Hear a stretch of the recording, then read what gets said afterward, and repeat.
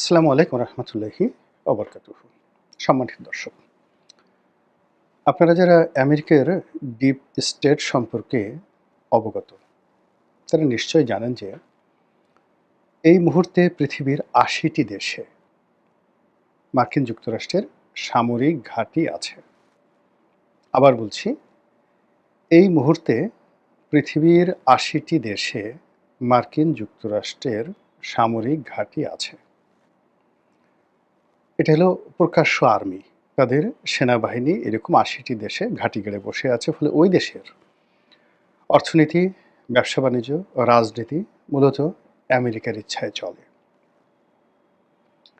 এর বাইরে আমেরিকার একটা গোপন সেনাবাহিনী আছে, যেটিকে বলা হয় CIA। আপনারা সারা দুনিয়াতে CIA এর যে সফলতা এবং CIA এর যে কার্যকারিতা এবং সেই CIA এর গুরুত্বপূর্ণ ভূমিকার কারণে তাদের যে ডিপ স্টেট থিওরি, অর্থাৎ বিভিন্ন দেশে তাদের পছন্দমতো সরকার পরিবর্তন করার ক্ষেত্রে যুদ্ধ ছাড়াই শুধুমাত্র গোপন আর্মি দিয়ে, অর্থাৎ CIA দিয়ে কিভাবে একটি দেশের সরকার পরিবর্তন করা যায় তার জ্বলন্ত দলিল হলো CIA এর ইতিহাস। বলা হয়ে থাকে ১৯৫০ থেকে আজকের দিন পর্যন্ত, অর্থাৎ ২০২৫ সন পর্যন্ত গত ৭৫ বছরে পৃথিবীর ১০০টি দেশে আমেরিকা তাদের পছন্দ মতো সরকারকে প্রতিষ্ঠা করেছে এবং অপছন্দের সরকারকে উচ্ছেদ করেছে কোনো রকম যুদ্ধ ছাড়া। তাহলে কি হলো, ৮০টি দেশে সরাসরি সেনাবাহিনী আর ১০০টি দেশের সরকার পরিবর্তন CIA এর মাধ্যমে। সাম্প্রতিক সময় বাংলাদেশের কথা খুব আলোচিত হচ্ছে, শ্রীলঙ্কার কথা আলোচিত হচ্ছে এবং পাকিস্তানের ইমরান খানের ক্ষমতাচ্যুতি। এই তিনটি একেবারে পাক ভারত উপমহাদেশের একেবারে জলজল উদাহরণ। এরপর আপনি যদি আফ্রিকাতে যান, ল্যাটিন আমেরিকাতে যান, মধ্যপ্রাচ্যে যান, সেটা আরও অনেক লম্বা। তো এভাবে যারা গবেষক, CIA নিয়ে যারা গবেষণা করেন, তারা গত ৭৫ বছরে ১০০টি সরকার পরিবর্তন হয়েছে CIA এর ইচ্ছায়। ৩ নম্বর হলো তাদের শক্তিশালী ডলার। তো তারা এই শক্তিশালী ডলারের মাধ্যমে কত দেশের যে রাজনীতি, অর্থনীতি সবকিছু ভেঙে চুরমার খান করে দিয়েছে, যা নিয়ে যদি ইতিহাস লেখা হয় এনসাইক্লোপিডিয়া ব্রিটানিকার একটার পর একটা ভলিউম শেষ হয়ে যাবে। বাংলাদেশকে কেন্দ্র করে আমেরিকার যে ডিপ স্টেট পলিসি, এটা ১৯৭০ সন থেকে তারা শুরু করেছে। অর্থাৎ যখন এটি পাকিস্তানের একটি প্রদেশ ছিল, ঠিক সেই সময়টিতেই, যেহেতু পাকিস্তান তাদের ঘনিষ্ঠ বন্ধু, তারা এই পূর্ববঙ্গে হোসেন সৈয়দ সোহরাওয়ার্দীকে রিক্রুট করে তাদের এজেন্ট হিসাবে। মূল কারণটা হলো যে এই অঞ্চলে কমিউনিস্ট এবং ভারত তাদের যে আধিপত্য, সেই আধিপত্যকে মোকাবেলা করার জন্য ৬০-এর দশক থেকে তাদের একটা মাস্টার প্ল্যান ছিল। আপনারা জানেন যে পণ্ডিত জওহরলাল নেহরুর সরকার মূলত সেই রাশিয়া ঘেঁষা বামপন্থী সরকার ছিল। অন্যদিকে সেই ডাক্তার বিধানচন্দ্র রায়ের আমল থেকে পুরো পশ্চিমবঙ্গ, সেখানে বামপন্থী সরকারের জয় জয়কার। অন্যদিকে চীন, কমিউনিস্ট রাষ্ট্র চীন, রাশিয়া, পূর্ব ইউরোপ, পুরো ৫০ এবং ৬০-এর দশকে সারা দুনিয়াতে যেভাবে কমিউনিজমের জয় জয়কার শুরু হয়েছিল, সেক্ষেত্রে কেবলমাত্র পাকিস্তান ছাড়া পাক ভারত উপমহাদেশে তাদের কোনো বিশ্বস্ত বন্ধু ছিল না। তো পাকিস্তানের এই অংশটিকে তারা আলাদাভাবে শক্তিশালী করার জন্য একটা মাস্টার প্ল্যান তারা করেছিল এবং সেই মাস্টার প্ল্যানের বিপরীতে তাদের আরেকটা যেটা ছিল ডক্টরিন ছিল নেহেরু ডক্টরিন। তো সেই নেহেরু ডক্টরিন যেটা ছিল, সেই নেহেরু ডক্টরিন ব্যর্থ করে দেওয়ার জন্য সেই নেহরুর ডক্টরিন ব্যর্থ করে দেওয়ার জন্য প্রাণান্ত চেষ্টা করেছিল আমেরিকা। সেই একদিকে কমিউনিজম, অন্যদিকে নেহরু ডক্টরিন, এর মধ্যে টানা হেঁচড়ার মধ্যে যখন আমাদের মহান মুক্তিযুদ্ধ শুরু হয়ে গেল, সেটাকে বানচাল করে দেওয়ার জন্য তারা সপ্তম নৌবহর পাঠানোর সিদ্ধান্ত নিল। রাষ্ট্রটি স্বাধীন হলো। এটাকে বটমলেস বাস্কেট আখ্যা দিয়ে, তলাবিহীন ঝুড়ি আখ্যা দিয়ে বঙ্গবন্ধু সরকারকে ব্যর্থ করার, শেষ করে দেওয়ার সর্বোচ্চ চেষ্টা এবং তদবির তারা করা শুরু করলো এবং তারা সফল হলো ৭৫ 15 আগস্টের মাধ্যমে। তো সেই যে আমেরিকার যে ডিপ স্টেট পলিসি, এটা এসে ৮০-র দশকে নীতিগতভাবে তারা কিছু সিদ্ধান্ত পরিবর্তন করে। এর কারণ হলো তারা যেভাবে কমিউনিজমকে শত্রু মনে করেছিল, সেটা সোভিয়েত ইউনিয়নের পতনের পরে সেই ভয়টা তাদের কেটে যায়। পূর্ব ইউরোপের পতনের পরে সেই ভয়টা কেটে যায়। বার্লিন ওয়ালের পতনের পরে সেই ভয়টা কেটে যায়। কিন্তু সেই ২০০০ সন থেকে তাদের নতুন আতঙ্ক দেখা দেয় সেই চীন নীতি, মানে চীনের উত্থান। এবং চীনের যে উত্থান, সেই উত্থানটাকে তারা সাবেক সোভিয়েত ইউনিয়ন বা কমিউনিজমের উত্থানের চাইতে আরও ভয়াবহ মনে করে। ফলে চীনকে এই অঞ্চলে ঠেকানোর জন্য তারা একদিকে আফগানিস্তানে তাদের ঘাঁটি পাতে, অন্যদিকে তারা বিদার্সে অর্থ বিনিয়োগ করে পাকিস্তানের সেনাবাহিনীর উপরে অবিচ্ছেদ্য কন্ট্রোল তারা স্থাপন করে চীন এবং ভারতের সঙ্গে একটা ব্যালেন্স তৈরি করার জন্য। তারা ভারতের সঙ্গে একটা ঘনিষ্ঠ বন্ধুত্ব গড়ে তোলে। আবার তার সঙ্গে সঙ্গে ভারত যেন ভেঙে না যায়, সেখানে একটা তারা ভারতকে থ্রেটের উপর রাখার জন্য ভারতের অনেকগুলো বিচ্ছিন্নতাবাদী সংগঠনের সঙ্গে তারা সম্পর্ক স্থাপন করে। তো সেই দিক থেকে বে অফ বেঙ্গল, অর্থাৎ আমাদের যে বঙ্গোপসাগর, সেই বঙ্গোপসাগরে তাদের একটি ঘাঁটি দরকার এবং বাংলাদেশের মতো একটা ভূখণ্ডে তাদের একটা ঘাঁটি দরকার।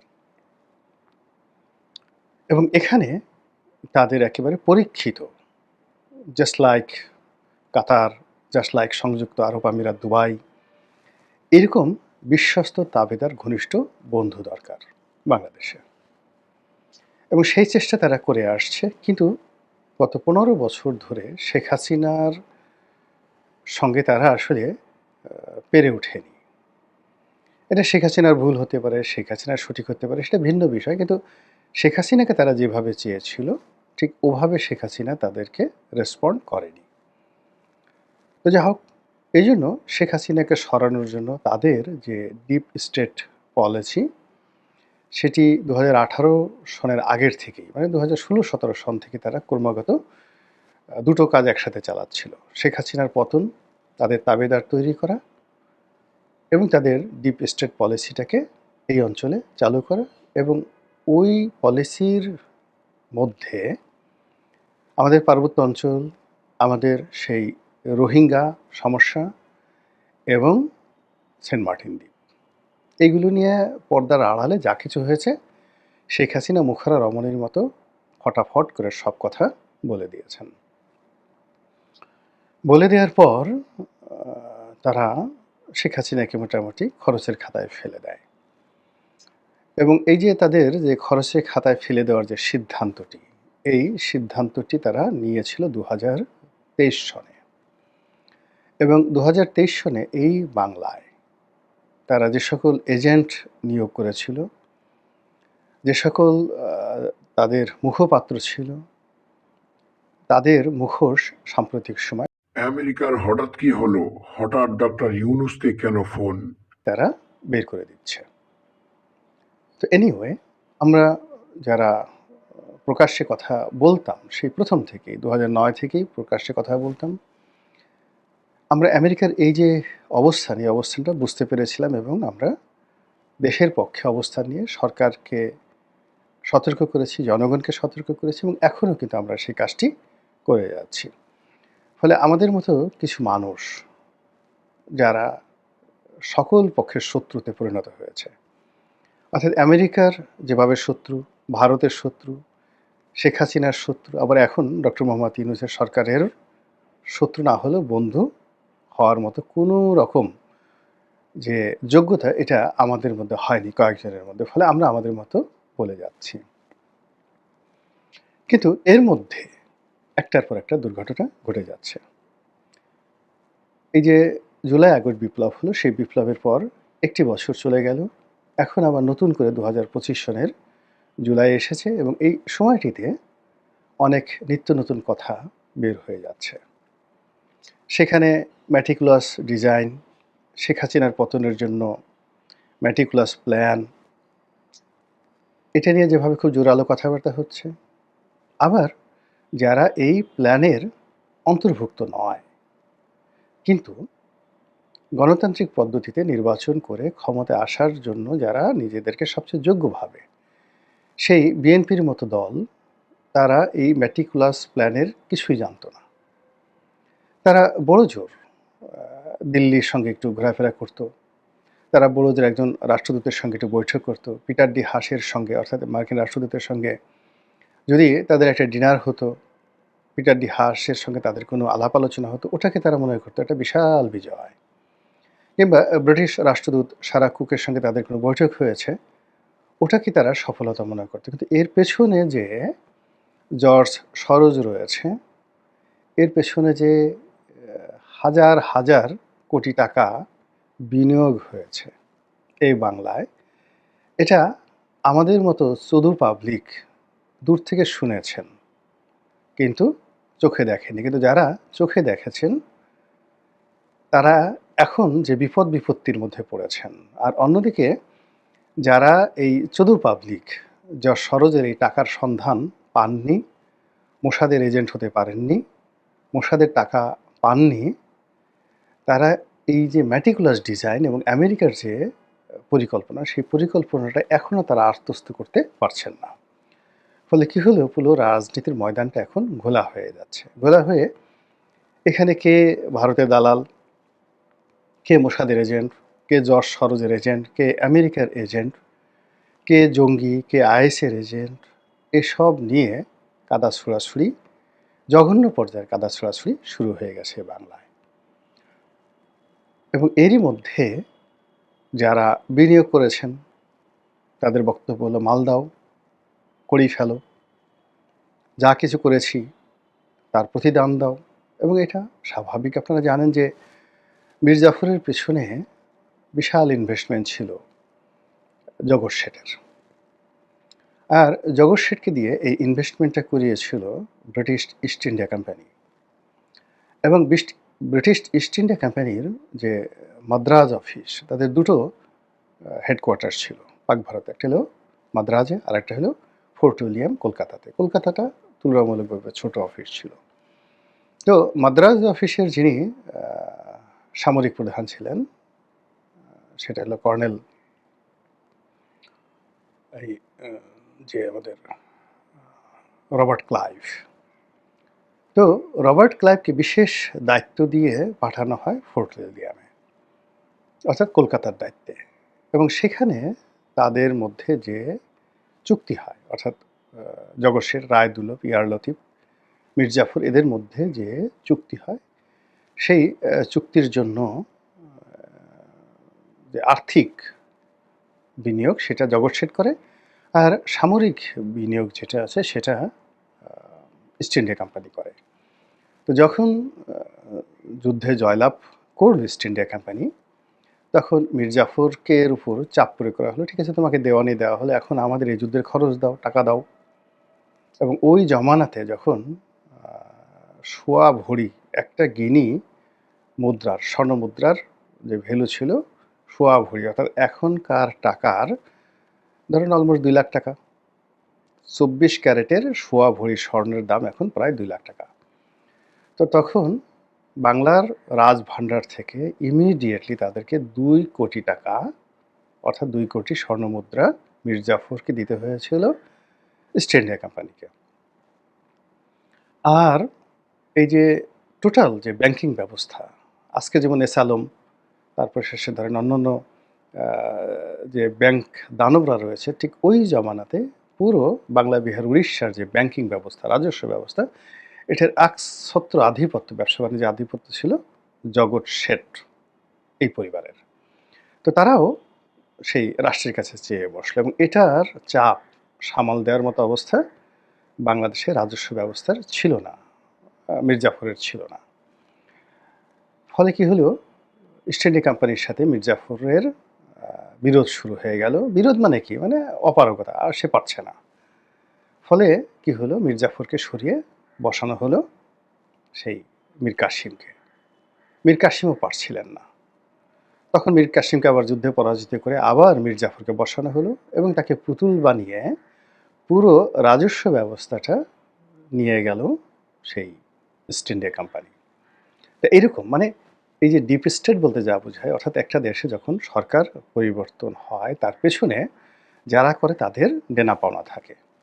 তো এক্ষেত্রে আমাদের এই বাংলাদেশের শেখ হাসিনার যে পতন, এই পতনের পেছনে যে ডিপ স্টেট রয়েছে তাদের দেনা পাওনা তো অবশ্যই আছে। সেই দেনা পাওনাগুলো কি? সেই দেনা পাওনাগুলো নিয়ে যা আলোচনা হচ্ছে, যা কথাবার্তা হচ্ছে, সেগুলো তো পিলে চমকানোর মতো।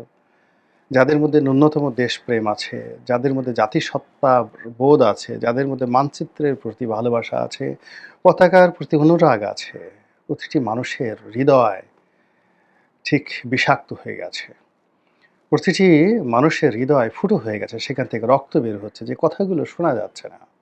এরই মধ্যে যখন শোনা যাচ্ছে যে আমাদের সেই আমেরিকা এটা চাচ্ছে, ওটা চাচ্ছে, এর মধ্যে যখন শোনা যাচ্ছে আমেরিকার পররাষ্ট্রমন্ত্রী কথা বলছে আমাদের প্রধান উপদেষ্টার সঙ্গে, কি কথা তাহাদের সঙ্গে আমরা কিছুই জানি না।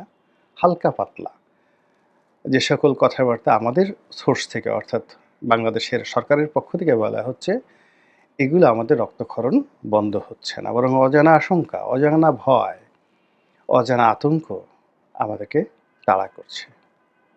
এরই মধ্যে অর্থনীতির অবস্থা, ব্যবসা বাণিজ্যের অবস্থা, কিচ্ছু বললাম না।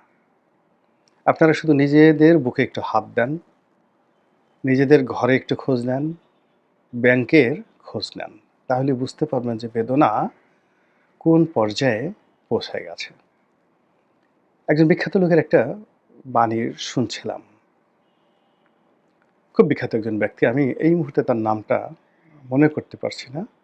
ভিন ডিজেল নাকি সেই ওয়াশিংটন, তার একটা জাস্ট ভয়েস। তো সেখানে যে বক্তব্যটা সেটা হলো, যখন আপনার ব্যাংকে পর্যাপ্ত টাকা থাকবে, অর্থাৎ ঘরে টাকা থাকবে, আপনি ক্ষুধার্ত থাকেন কিন্তু আপনার ক্ষুধা লাগবে না, আপনার পেটে খাবার নেই কিন্তু আপনার কোনো টেনশন হবে না।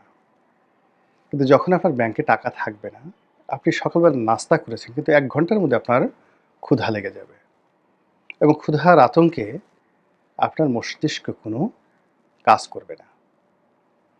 এখন আমরা যারা ১৮ কোটি জনগণ, খেটে খাওয়া মানুষ, আমাদের তো লন্ডন আমেরিকাতে ব্যবসা বাণিজ্য নেই। এ রাষ্ট্রের যতটুকু আমাদের সামর্থ্য আছে আমরা তো দিয়েছি, রাষ্ট্র থেকে আমরা কিচ্ছু নেইনি। আমজনতা আমরা কিছু নেইনি। আমাদের রিকশাওয়ালা একটা বিড়ি খায়, সে রাষ্ট্রকে টাকা দেয়। একজন বুয়া, সে জর্দা খায়, সে রাষ্ট্রকে টাকা দেয় এবং সেই টাকা দিয়েই কিন্তু বন্দুক, বোমা, গুলি কেনা হয়। সে টাকা দিয়েই আমাদের পররাষ্ট্র উপদেষ্টা, আমাদের প্রধান উপদেষ্টা, আমাদের সাবেক প্রধানমন্ত্রী, আমাদের রাষ্ট্রপতি বিদেশে যায়।